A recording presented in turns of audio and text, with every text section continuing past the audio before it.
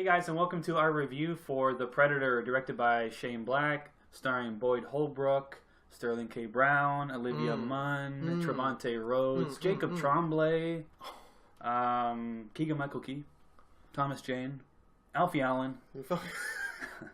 You're an animal. That's all I can remember. My Shane name Black. is Scott Ellis. I'm joined here by Adam Franey. Hi. And this was our first film that we watched at TIFF 2018. Midnight Madness, Ryerson Theater. Pretty cool vibe. It was madness, man. It was fucking madness. Waited in line for a while to get in. Shout out to Mark Ellis. He was there. Saw Mark Ellis walk by. Shut up. Should have said hi. Someone else I knew. Don't know their name, though. Sick. Yeah. Shout out to you. Let's read down a little synopsis of The Predator. So, when a young boy accidentally triggers the universe's most lethal hunters return to Earth, only a ragtag crew of ex-soldiers and a disgruntled science teacher can prevent the end of the human race. I think he was a scientist, not a science teacher, but I could be wrong. Oh, is that Olivia Munn? Olivia Munn, yeah. She was disgruntled. She was definitely disgruntled. Disgruntled during the production, disgruntled in the movie. Post-production as well. Q&A. Yeah, I mean, I guess we can touch on that just to start, how Olivia Munn found out that one of her co-stars was actually a registered sex offender. A sexual predator, if you will. Yes. Very meta. And ironically, the scene that they were together in, he was harassing her, which is, I mean, that's just next level meta.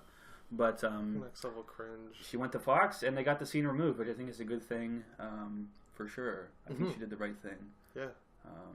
And yeah, absolutely. Shout out to you, Olivia Munn. You did the right thing. As far as the film itself, this is Shane Black, who you guys know did The Nice Guys, Kiss Kiss Bang Bang, Iron Man 3, Monster Squad. Yes. Wrote it. Predator. Predator was in Predator. He's done a lot of good films lately. The first one. So Adam, what do you think of this now, The Predator? Did you like it? Was it funny? Was the action? What did you think? Well, Scott, I had a blast with The Predator. You had a blast. I love Shane Black. Do you? I love the first Predator. It's hard to not like the first Predator. Right. For its B-movie sensibility. Yeah, we all have like a nostalgia, action, yeah. I'm sure, for the first one. Pretty much like everything else the Predator has been in has been bad. Like the character of the Predator, right? Like AVP 1 and 2 shit. I mean, they even mentioned in the film the alien sightings. Once in 87, once in 97, and then it got... but then they said after that, it got more frequent after that. That's right. Which was kind of funny, I thought. But, I mean, there's a lot of very on-the-nose references, I'll say. Definitely. Get to the chopper. What else? Beautiful motherfucker. Right, beautiful motherfucker. Yeah, I had a blast. I thought it was hilarious.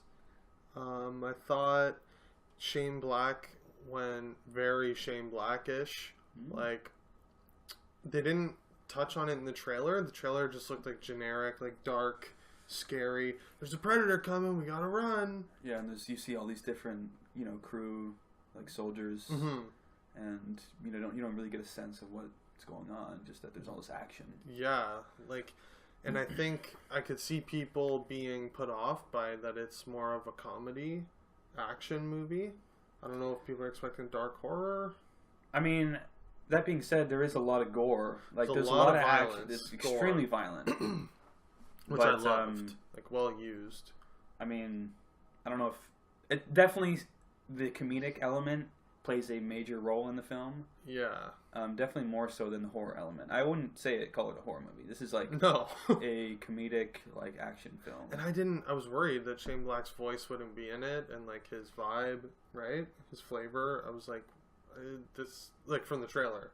Right. So I was very pleasantly surprised when you just get all these little like touches, like even the opening scene, the guy getting like disemboweled and dripping on the invisible predator. Yeah. I just thought that was so cool and like for sure. So Shane Blackish. And he's been comparing it a lot to Monster Squad. but with adults, and I was like, yeah, that's perfect. It felt like a rated R, like Ghostbusters or something, more than, you know, some like overly dark, overly serious. Because like, I don't want to like ruin anyone's memories. Predator isn't that serious. Like the first one's very like, like muscles and like. Yeah. People think one-liners and one-liners like cigar chomping, right? It wasn't trying to be serious. No. And I mean, have you seen Predator 2? No. It doesn't try to be serious either. I but heard it's shit. Bad. Yeah. So. But like when they start getting into Alien vs Predator and all that jazz, you know, they start borrowing from like the Alien franchise and that more serious tone of that franchise. Absolutely. And it didn't help, in my opinion. But no. Talking about the Predator. Yeah, I thought the characters were all great. I liked everyone's performance. Thomas Jane was hilarious. He was cringe. Trevante Rhodes, I thought was awesome.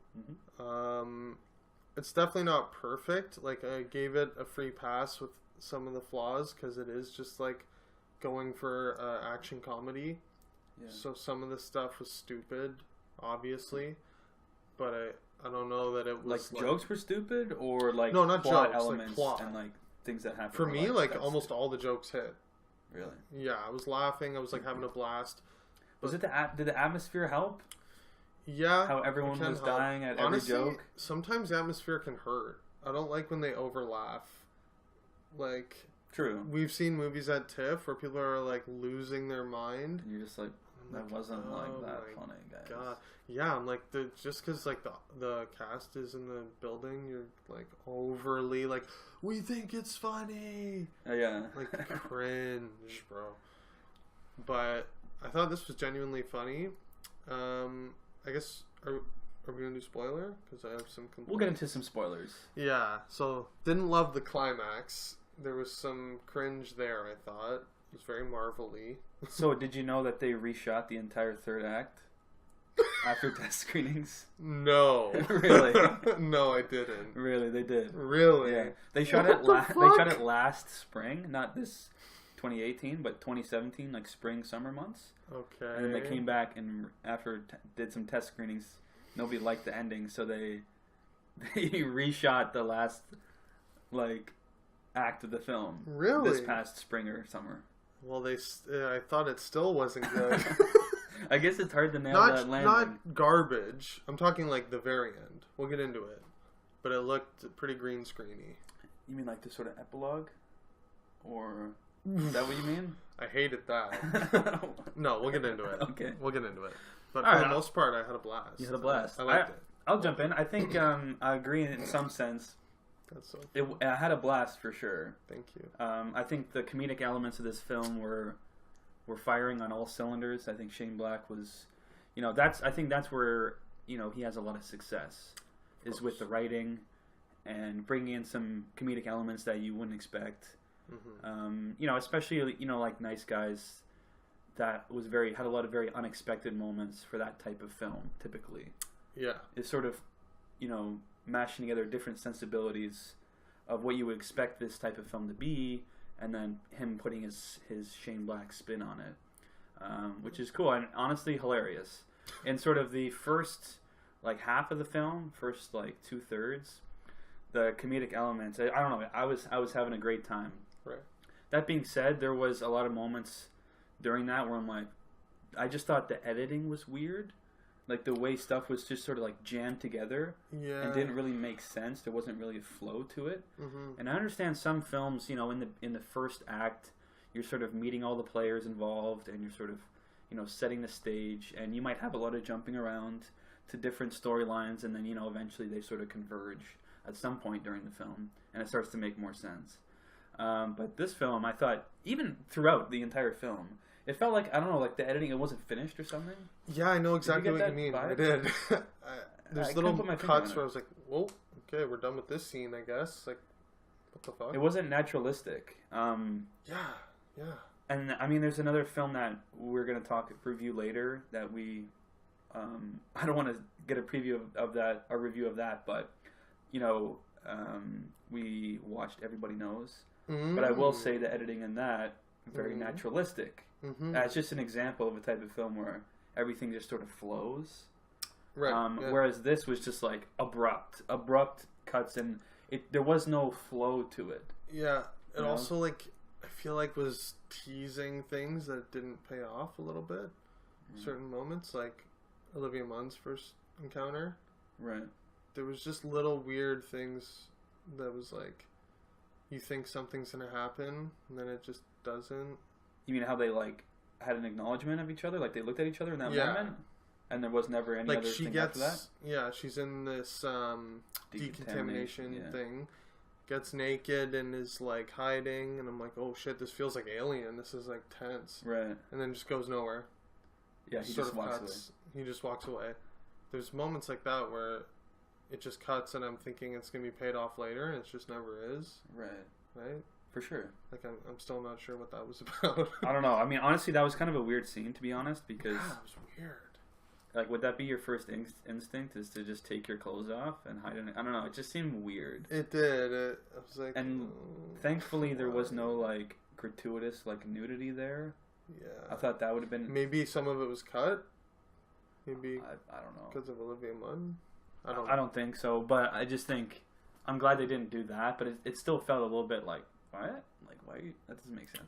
Yeah. As far as the characters, though, I thought everyone was pretty serviceable. I think Sterling K. Brown was a little hammy with his lines. Like, he was chewing on the scenery for sure. I liked him, though. I thought he was funny. Did you think I thought so as well. he was dropping the motherfuckers in front of Jacob Tremblay a lot, which I thought was a little cringe. Yeah, it was. Speaking of Jacob Tremblay, I thought that whole story arc of how he's on the sort of autism spectrum.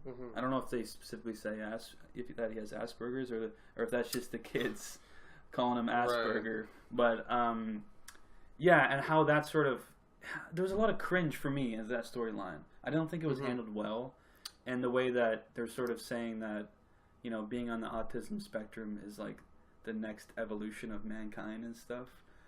Or whatever. And that felt a little like... That's what the Predator wanted to take from humanity was, you know, that was the strongest part of humanity that they were going to, you know, sort of take on and then become greater because of it. Reach. Exceptional reach. And, you know, I appreciate the attempt of trying to, you know, portray everyone in society, you know, having someone... you know, on the autism scale, be a major character in this film, I think is, you know, admirable. But at the same time, I just think the way that they handled it was, you know, a little bit like tone deaf almost. Yeah. Maybe not to that degree, but like it just wasn't handled well in my opinion. But yeah, as far as the other characters, everyone sort of had like a quirk. Like, they weren't, like, necessarily, like, fully rounded characters, in my opinion. Like, every person had, like, a little quirk. Like, Thomas Jane has, like, Tourette's. And he would just, like, have outbursts. Right. Which was funny, but that was his one-note character. That's who he is, yeah. He's nothing more than a Tourette's joke, essentially. Yeah, that's all he existed in the film to be. Right. Keegan-Michael Key was mom jokes, I guess. Yo, mama. All he said was, he just... literally said jokes, like that was all he said, and was like scared and like didn't want to fight. Who else? Alfie Allen was pretty invisible. I honestly don't know who that is. The guy who was like the sniper at the end. Theon from Game of Thrones. From Game of Thrones, yeah. Right. Yeah, he was just like the magician. He was just there. Or something. He had like card tricks, but like didn't ever. That was it. Yeah. Trevante Rhodes, I thought was really good. Yeah, he was great. For what he was given. To be honest, I feel almost like this is beneath him to do a film like this. But he's only done Moonlight, I guess. Really. Yeah. But I thought, you know, his character, his sort of one-note character, was that he chain smoked, but also this sort of thing of self-harm that he was sort of harming himself. Right. But yeah, the cigarette thing. I don't know, he just chain smoked. That was his thing. Always lighting one off the other. But honestly, I thought he did very well for what he was given. To be honest, just likable, quite extreme charisma. I do like Boyd Holbrook as like a sort of leading man, like rogue, but he didn't do much, to be honest. Yeah, he was serviceable, I guess. I thought he was good, but like I guess you're right. The characters were very one note, right? But again, that's like It doesn't have to be deep though. That's the '80s action like movie appeal of it, right? Yeah. It just felt like a throwback. Mm-hmm. Like '80s action movie characters aren't deep. Like no one in the original was deep. Right. But it wasn't. It didn't feel like for lack of like trying. Right. It's not like, oh, you have to give it a free pass. Well, no, you don't. Like these people just weren't good enough to write good characters. I feel like Shane Black was like trying to evoke the '80s action archetypes, Right. like A-Team vibe kind of thing, right? No, for sure. Oh. I do want to touch on one thing. That's the. Ooh. I don't know if this is a spoiler. The Predator dogs. The Predator dogs. So. I mean, what do you think of those? I don't know. I didn't love the lobotomized one that gets like shot in the head and is like Good now. Yeah. Puppy dog. Didn't love it. You know, a little cringe, right? A little bit cringe and like a little cringe. It's spoiler to say how what the payoff is. Yeah, but didn't like that. Hated that. Yeah, all my problems are somehow involving the climax, right? Like, yeah, I just think kind of my main issues were sort of the disjointed plot and the editing. Like that stuff didn't make sense. I think if the story like made sense, like actually made sense, and there was some logic there, and you're like, okay, yeah, I see where this is going, and oh yeah, okay, yeah, and there wasn't. I didn't really have that, but yet it was really funny, and there was a lot of, like over the top gore, and all that crazy stuff happening, and some really interesting visuals of that sort of stuff. Like you said, the like disemboweled, blood dripping on the invisible predator, I thought was cool. And there was definitely some, cool, interesting ideas, like how, how they turn invisible. There's like this little like sphere thing that like bite on or something. Yeah. Or something like that. A little gadget. Yeah, interesting. And as far as the Predator itself, we haven't really talked about the Predator itself. Oh, fuck. I thought it looked pretty good, except when it's clearly CG. When it's like moving fast. Which one are we talking about? The like regular Predator. I thought it looked fantastic. When it was like walking around, like being slow. Right. But when it's like jumping and like darting really quick, I'm like, oh, that's like unnatural and CG. Yeah, that's true. But a lot of them were at night. It didn't really bother me. Right. And I was just like, honestly, I was like blown away by the close-ups. Right. Like the head and the face moving and being intact and everything was like... That was pretty cool, yeah. I thought looked fantastic. But then the bigger one, is that spoiler? I don't know what's spoiler and what's not. There's a bigger It's in the trailer. There you go. The bigger one... There's a big Predator. Looked good at times, looked CG at times. A little Abomination style. A little rubbery, a little PS3. A little goofy. PS3 graphics. Yeah, I think overall the effects were good. Mm-hmm. There was just some moments where practical gore was good. Yeah, that for sure. The sling. I sort of saw that coming. I'm like, oh, don't throw that. Oh yeah, please don't try and catch that. Please don't do this. That's not gonna go. And then well. he did it. Yeah. Yeah. Let's give our ratings. And we can get in touch on some spoilers. So. Sure. I'm going to start off. I'm going to say Heavy 3. Fine. Just fine? Yeah. Couldn't be higher than that based on the logic. I'll go light 4. I had a lot of fun. I did. Could arguably be a 3 for me, to be honest. Wow, really? Yeah. That is ruthless. I think just some things are hard to overcome. Really? Yeah. Okay. So. Okay. Let's go into spoilers. So fair warning, if you haven't seen it, I think by the time this is released, it wouldn't have come out widely. So fair warning, if you don't want to be spoiled by the Predator, we will be discussing that in a moment. You've been warned.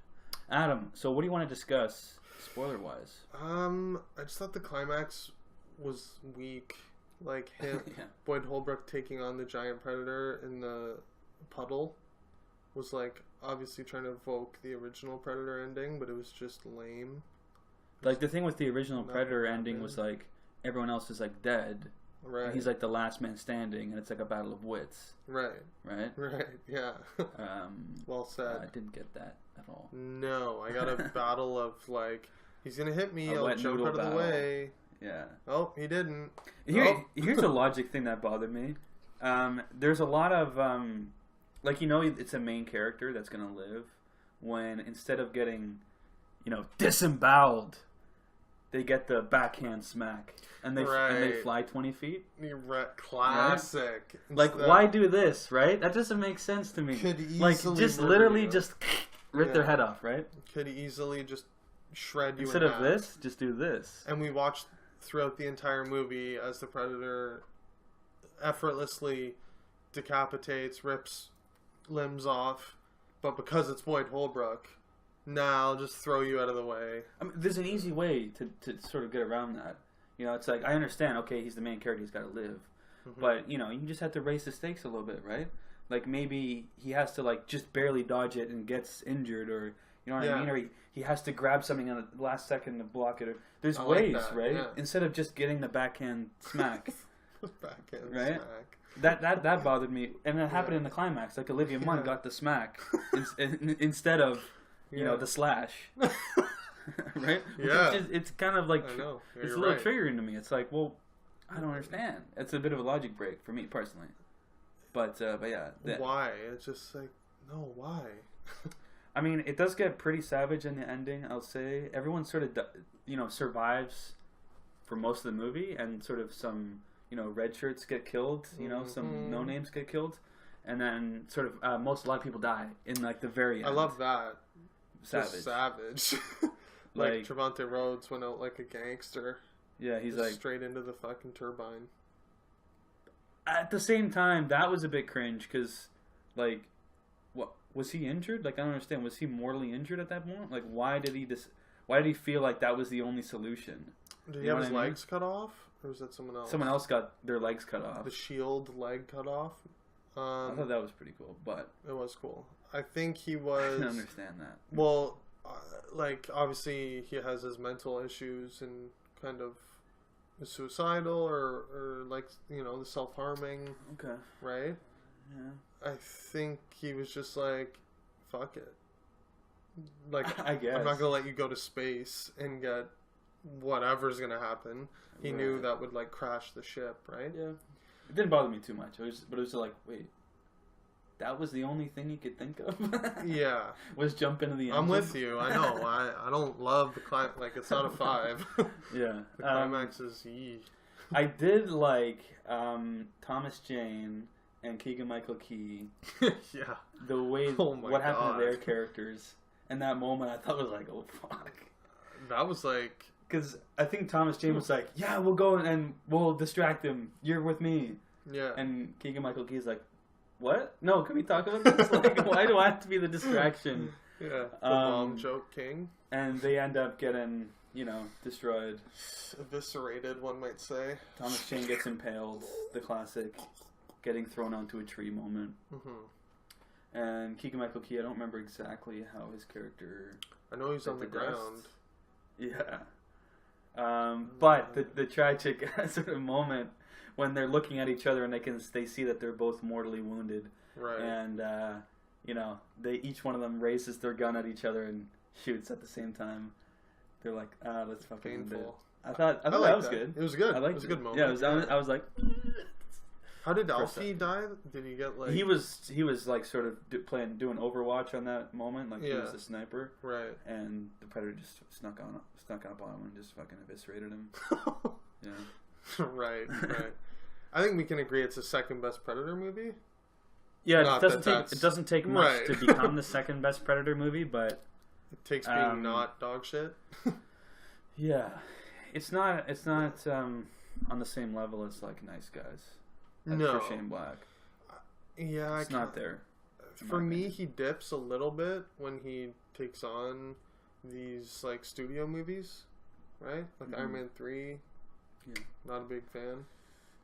This I had a blast with, but like it's not Nice Guys. Right. You know, it's not Kiss Kiss Bang Bang. Nice Guys was like, I was cackling. Yeah, Nice Guys is for me like a 5. And I love Nice Guys. Yeah, it's a classic. That's a 5. Instant classic. This one, didn't quite get to those heights. Yeah, for sure. And I will say, I did have a lot of fun. One thing that we haven't really talked about was sort of the cinematography of it, because it's so forgettable as well. Yeah, that sort of goes. I don't want to say it goes without saying, but like pretty just serviceable. That was a little disappointing. Mm-hmm. But yeah, I think. Is there anything else you want to mention specifically? Oh, Jacob Tremblay, unintentionally eviscerating that guy who throws the rock at him. Kid, beat it! And like that was pretty good. I love that moment. Pretty savage. Murders someone. Somebody gets murdered by an accident. And then they just sort of, we never hear about it again. Explodes their entire house. Sick practical explosion, which I liked. But yeah, those kids learn not to call him Asperger. I guess there's one thing we're forgetting about the Preda dogs and how the payoff of the lobotomized predator dog, how it like just gives them some weapon or something. I forget exactly what he gives them. That's an important weapon. You just let him swallow that? Yup. And then at the end just pukes it up. I think it's like the gauntlet or something. And just like he pukes it up for Boyd Holbrook to kill the predator. It's just like cringe. Yeah, I'm just not a fan of that. Cringe. I would like to see the original ending that was so polarizing by these test audiences. Yeah. Because like it couldn't have been worse, I feel like. Could it really have been worse? Anything's possible. It could be worse, but we better talk about that Iron Man Predator suit too. Yeah, what'd you think of that? Very cringe. I wish it didn't have an epilogue at all. It could have had an epilogue. I honestly thought we were gonna get Arnie. Well, here's the setup. So they set it up for the people. Boyd Holbrook comes back into the facility, and you know they have something to show him, I guess. And they have this thing which I don't even know. Oh, you know what? It was the original Predator, which we didn't actually talk about what happened to that rogue Predator. Got his spine ripped out by the large Predator. The spine ripper? Which I thought was a little sad because I was hoping that that Predator would sort of become a character in itself, but instead it was sort of an archetype. But yeah, while it was sort of escaping the other Predators, it sent off this little pod, and we saw in the beginning. And it sort of came full circle at the end when they have the pod and they're opening up, and apparently it's some Predator killer. And when they said Predator killer, I was like, Arnold? Is that Arnold? We only know one man that should be known as the Predator killer, right? And I don't know how it would work logically, if that wouldn't make any sense that he would be on a Predator ship. But yeah, I don't know. I was holding out. I was hoping for some reason that it was Arnold. But we get this Predator suit that sort of shoots out and sort of at the scientist, and it's like literally like the Iron Man suit, like you said. And it's a little bit ridiculous to me. It looks like a little bit like Shredder from like TMNT. Shredder. Yeah, it looks the Shredder. It looks cringe, Not a fan? It was cringe. I really wish they could have worked it out with Arnie to just have him like jump out and be like, I've been. Well, don't even have the pod and all that stuff. Like just that we found someone who's the Predator or some whatever, and he walks in. Like it doesn't have to be in a pod or whatever, right? Right. They call him the Predator killer. Like how awesome that crowd would have erupted if it was. That's Arnie. 10 times better. Erupted. I get Fred Decker. What is it? The co-writer said after in the Q&A that they just didn't work out. But like, okay, this is a shame. You don't do the Iron Man weird Predator suit. Just don't do anything. Just end the movie.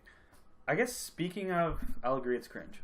Speaking of the sort of Predator suit, Sterling K. Brown's character ends up with a shoulder mount weapon like a predator. Like he takes the one from the predator, I guess. Yeah. And is using it. And I thought the way his sort of character was resolved. When I say resolved, I mean killed. Dissolved almost. I thought that was a little cringe, like a little bit out of nowhere and not ever talked about.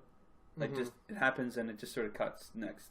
It wasn't even like focused on it. It just happened as like in the middle of a sequence. It cut to him, and it's like I don't know what happened. Like the thing was pointed to the side, and just he shot his own head off. See, I like that moment. I thought it was funny because it was so sudden and savage. But like there was no payoff for that. It just came out of nowhere. You know what I mean? Like it just came out of nowhere. He shot his own head off, and it was like next. Because he's this idiot who's like using this predator technology that shouldn't be using it, obviously. Right.